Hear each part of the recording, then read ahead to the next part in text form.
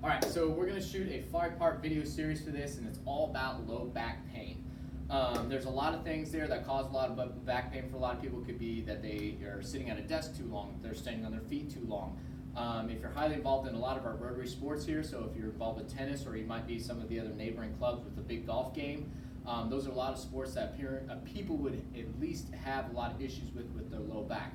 So this next part series are going to be basically breaking things down and things that we can hopefully do to kind of avoid low back pain, but we just don't want to jump right into the exercises and make sure and just go ahead and go full tilt. Just we want to make sure that everything is lined up in order for us. So the first two items I'm going to work on is basically explaining like how our body is supposed to work. So we have basically 3 segments. We have the thoracic, the lumbar, and then the pelvic. Now this is from the back end. This would be basically my rib cage up, and then everything here from the rib cage down to my sacrum / tailbone area, and then my hips right here. So basically, if we were looking at a skeleton and we were to remove our arms and our legs, we would have the rib cage should be able to turn on its end and up top, and then the pelvis should be able to rotate at the bottom.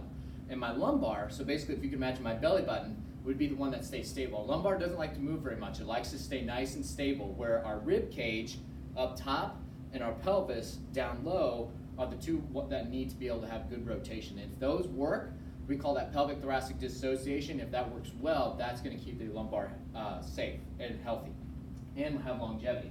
Now, 2 items I want to work on just to kind of help loosen up the low back. This will be the first part series, and then in the next video series after that, we're going to break them down and go into going into the torso rotation, which is going to work the thoracic, the pelvic rotation, pelvic tilt, and then we're going to actually get into some rotary power exercises once those are all set and done.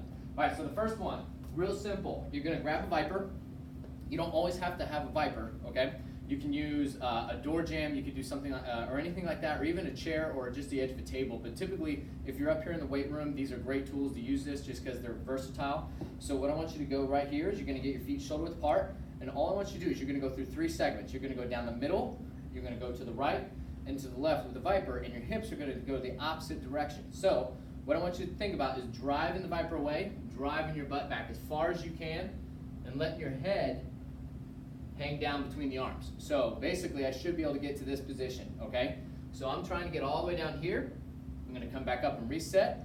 My Viper is going to go one way, okay? And I'm going to drive my hips out this way. Now I'm going to drive my hips out to my left.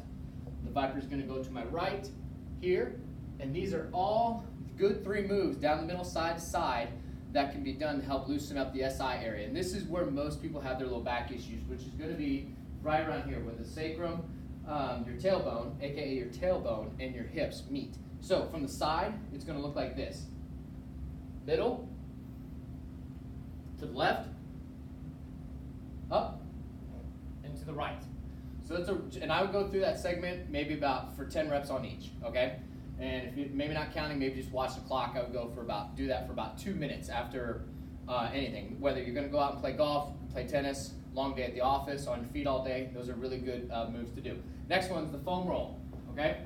So now, right here, you want to take the foam roll, place it right here on the small of your back, and we don't want to be in the actual low back area. We want to be down, again, right where the crease of my shorts would be, again, right around that tailbone. And what I'm going to do is I'm just going to explain what I'm going to do. We're going to lie on our back, we're going to lie on the foam roll, you're going to keep your legs up pointed to the ceiling, and you're going to basically tick-tock them side to side at 10 and 2. So I'll explain that, and then I'm just going to get demo and just show you guys 10 reps. Okay? So I'm right here at the top of my glutes. My knees are bent at 90 degrees. I'm going to point my knees to the ceiling.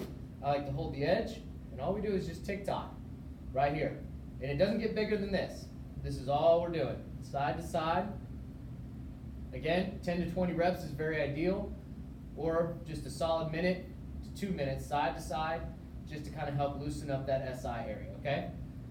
All right, so before we jump into the next part series about strengthening the core and all the other proper movements and mechanics as far as rotary for the pelvis and the thoracic, make sure you're able to do those 2. And again, if you don't have low back pain, even though you don't have low back pain, this might be a video you can skip, but again, these are still 2 items that are really nice just to kind of help loosen up that SI area. Again, right where the tailbone meets the hips, right here at your hip socket, that causes a lot of low back pain for